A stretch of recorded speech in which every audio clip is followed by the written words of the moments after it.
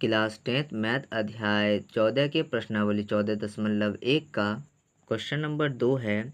किसी फैक्ट्री के 25 श्रमिकों की दैनिक मजदूरी के निम्नलिखित बंटन पर विचार कीजिए। ठीक है, यानी जो 50 श्रमिकों यानी मजदूरों को कुछ पैसे दिए जा रहे हैं डेली मजदूरी का, उस पर आपको कुछ चर्चा करनी है। देखते हैं क्या है। दैनिक मजदूरी जो रुपयों में है 100 से लेकर 120, 120 से लेकर 140 इसी प्रकार दिए हुए हैं और श्रमिकों की संख्या दी हुई है। यानी 100 से लेकर 120 रुपये कितने से श्रमिक कमाते हैं? 12 श्रमिक को 100 से लेकर 120 के बीच कोई भी पैसा दिया जाता है। किसी को 100 दे दिया, किसी 105, किसी को 110, किसी को 120, इसी तरह से 12 लोगों के साथ किया जाता है। और 120 से लेकर 140 के बीच 14 लोगों के साथ ऐसा किया जाता है कि 120 रुपये दे रहे हैं, किसी को 121 रुपये, किसी को 125 रुपये, किसी को 140 रुपया या 130 रुपये, इसी प्रकार यानी 120 से लेकर 140 के बीच में उसको लटकाया जाता है। ये 14 लोग ऐसे 14 मजदूर ऐसे हैं।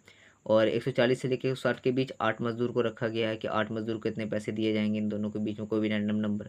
160 से लेकर 180 के बीच में 6 लोगों को यानी 6 मजदूरों को रखा गया। और 180 से लेकर 200 के बीच 10 लोगों को, यानी 180 किसी को दे दिया, किसी को 185 दे दिया, किसी को 190 दे दिया, किसी को 200 दे दिया, किसी को 199 दे दिया। इसी प्रकार यानी ऐसा तो होगा नहीं, लेकिन फिर भी इसी प्रकार कि इन दोनों नंबर के बीच का यानी 180 से लेकर 200 के बीच के किसी नंबर को चुन कर किसी न किसी मजदूर को दे दिया जाए। तो वैसा वैसा 10 मजदूर है जिसको दिया जाएगा।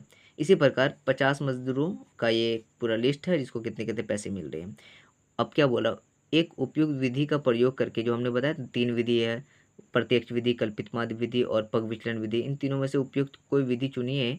इस फैक्ट्री के श्रमिकों की माध्य दैनिक मजदूरी ज्ञात कीजिए। यानी अगर कोई बोले कि मजदूर को कितना पैसा देते हो, तो कोई बोलेगा कि नहीं नहीं, किसी 12 लोग को हम ऐसा कुछ रैंडम नंबर उठा के देते हैं 100 से लेकर 120 के बीच, किसी को 120 से लेकर 140 के बीच देते हैं। ऐसे 14 लोग हैं, 8 लोग को इतना देते हैं, 6 लोग को इतना देते हैं, 10 लोग को इतना देते हैं। ऐसे नहीं बोलेंगे, कोई बीच का नंबर उठाएंगे और बोलेंगे इतना तो हम दे ही देते हैं। तो ये हमारा माध्य होता है। तो इसको सॉल्व करते हैं। इसको प्रत्यक्ष विधि से हम सॉल्व करने वाले हैं। तो दूसरा नंबर क्वेश्चन को जिस तरह से हमने लिखा है कि दैनिक मजदूरी यानी कितने मजदूरी मिल रही है 100 से लेकर 120, इसी प्रकार सारी मजदूरी को एक साथ लिखा। उसके बाद श्रमिकों की संख्या दी गई। संख्या का मतलब होता है फ्रीक्वेंसी FI। तो श्रमिकों की संख्या मैंने एक साइड लिखा और हम फिर निकालते हैं वर्ग चिन्ह। उसके बाद FI XI, यानी FI ये हुआ, XI ये हुआ। XI निकालेंगे पहले। और XI कैसे निकलता है? इन दोनों नंबर के बीच का कोई नंबर, यानी 100 और 120 अगर जोड़ेंगे तो हमारा हो जाएगा 220। और 220 को अगर 2 से भाग देंगे तो हमारा हो जाएगा 220 पे आधा हो जाएगा 110। यानी 100 और 120 के बीच का नंबर क्या हो जाएगा? 110। इसी प्रकार इसके बीच का नंबर 130 हो जाएगा। यानी 120 और 140 के बीच में 130 होगा। और 140 160 के बीच में 150 होगा। इसी प्रकार बीच बीच का नंबर हम उठा देंगे। 60 के बाद 70, 80 के बाद 90, इसी प्रकार हम कर देंगे। और याद रखना किसी किसी का किताब में यहाँ पर 500 भी दिया गया है, यानी मजदूरी 500 से लेकर 600 ऐसे कुछ दिया गया है। तो यहाँ पर तो हम इस चीज़ को कवर नहीं कर रहे हैं क्योंकि इस बुक में हमें यही मजदूरी दिया गया है।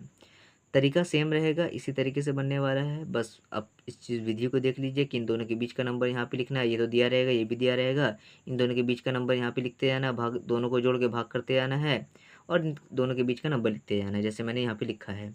अब उसको क्या करना है, 12 और इसको इन दोनों को गुना कर के यहाँ पे लिखते जाना है, इन दोनों को गुना करके यहाँ पे लिखते जाना है और इस दोनों को जोड़ देना है। इसको जोड़ना है, उसको जोड़ना है, जैसे मैं इसमें बताने वाला हूँ। जैसे इन दोनों के बीच का नंबर लिखा मैंने 110, इन दोनों के बीच का नंबर 130, इसी प्रकार हमने लिखा है। अब 12 को 11 से गुना करेंगे 132 आएगा, जीरो यहाँ पे फिट कर देंगे। 14 को 13 से गुना करेंगे 182 आएगा, जीरो को यहाँ पे शिफ्ट कर देंगे। तो अब गुना करके दिखाने की ज़रूरत नहीं है, आप 10th क्लास के बच्चे आप कर सकते हैं। 15 अठे होता है 120 और ये मैंने ज़ीरो ऐड कर दिया, यानी 150 अठे हमारा हो जाएगा 1200। और 17 छक्के होता है 102, ज़ीरो हमने ऐड कर दिया। 19 धाएँ होता है 190 और ज़ीरो हमने ऐड कर दिया। इसी प्रकार हो गया। अब इसको जोड़ते हैं, यानी सिग्मा FI करते हैं, यानी सिग्मा FI को जोड़ते हैं। सिग्मा का मतलब जोड़ होता है। तो 6 4 10, 6 का 8 4 12, 12 2 14, 14 6 हो गया 20। तो 20 के ज़ीरो हाथ में रहा 2, 1 2 3 और 2 हमारा 5, यानी 50 हो गया। 50 दिया हुआ भी था श्रमिक का संख्या। अब इसको जोड़ते हैं, पूरा ज़ीरो का ज़ीरो, 2 2 4 2 6, 6 यहाँ पर उतर चुका है। 8 2 10, 3 13, 13 और 9 हमारा हो जाएगा हमारा 22, 22 के 2 हाथ में रहा 2, 1 2 3 4 5 और 2 7। तो हमारा सिग्मा FI इंटू XI कितना है? 7260। और सिग्मा एफ आई हमारा 50 था। अब इसको फॉर्मूले के साथ हम लोग सॉल्व करते हैं। माध्य होगा sigma F I into X I by sigma F I. अगर हम यहाँ पे देखें कि sigma F I into X I कितना है हमारा 7260, तो 7260 लिख दिया। सिग्मा एफ आई कितना है 50, तो हमने 50 वैसे ही लिख दिया। अब इसको सॉल्व करते हैं। 0 से हमने 0 काटा, 5 से हम काटेंगे इसको, 5 एकन 5 बचा हमारे पास कितना 2, इसमें जाएगा 22, 5 चौके 20 हो जाएगा हमारा, 2 बचेगा इसमें जाएगा 26, 5 पचे 25, 1 बचा, एक तो अब होगा नहीं तो पॉइंट लगाएंगे 0, 5 दूना 10, यानी 145.2। तो 145.2 रुपया हम एवरेज दे रहे हैं। इसके अनुसार कहना चाह रहा है कि अब मज़दूरों को कितना पैसा देते हैं, तो 145.2 रुपये यानी 145 रुपये के आसपास हम सभी मज़दूर को दे ही देते हैं। ये हुआ माध्य।